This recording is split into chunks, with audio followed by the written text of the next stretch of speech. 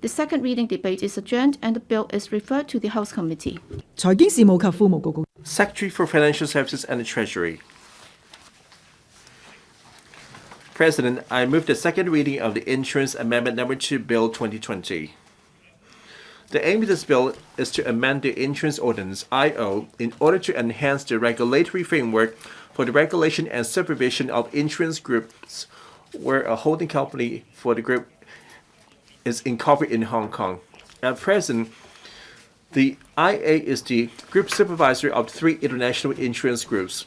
IA currently performs this role as the group supervisor by using an indirect approach based on its existing solo regulatory powers, i.e., using its regulatory powers in relation to the insurance subsidiaries, which the IA directly regulates to influence the holding companies of the insurance groups. IA does not have direct regulatory powers over the holding companies of authorized insurers it regulates, even though such holding companies are incorporated in Hong Kong.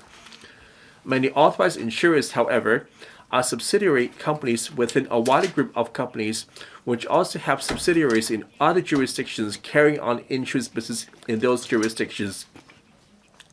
In these groups, the risk management and control functions as well as significant management and policy decisions are often carried out at the group level.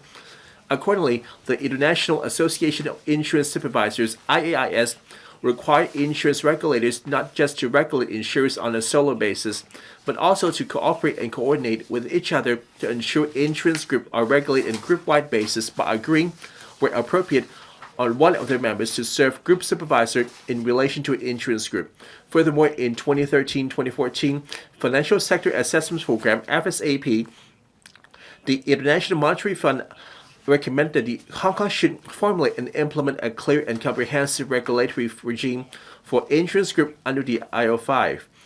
Other jurisdictions, including the United Kingdom, Australia, Bermuda, and Singapore, have already put in place group-wide supervisory regime. To enable the Insurance Authority to carry effective and direct group-wide supervision that it is in line with international standards, we propose to amend the IO to extend certain powers in which the IA currently has over an authorized insurers to a Hong Kong incorporated holding company of an insurance group. Extend the functions of the IA to cover the proposed group-wide supervision and provide the IA with new powers that are applicable at the holding company level. The 3 major aspects of this amendment bill covers: A. Empower the IA to designate a Hong Kong incorporated insurance company, the designated insurance holding company DIHC, within an insurance group to be subject to group-wide supervision by the IA, and determine the scope of the insurance group subject to IA supervision, and governance on shareholder controllers, chief executive directors, and key persons on control functions of the DIHC. B. Empower the IA to apply regulatory and intervention measures directly to a DIHC to carry inspections and investigations. C.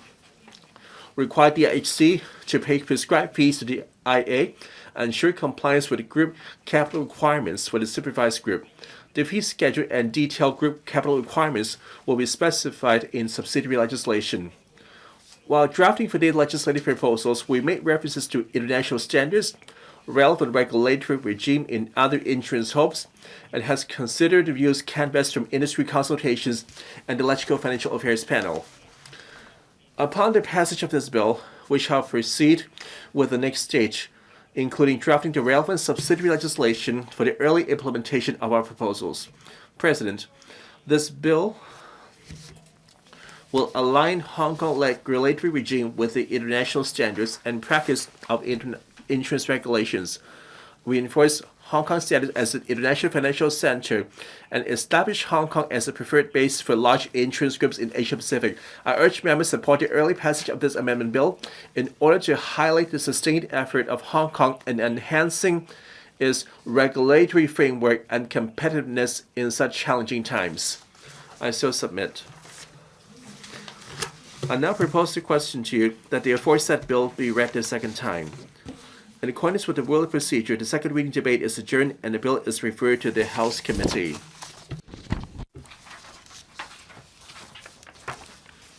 Government bills.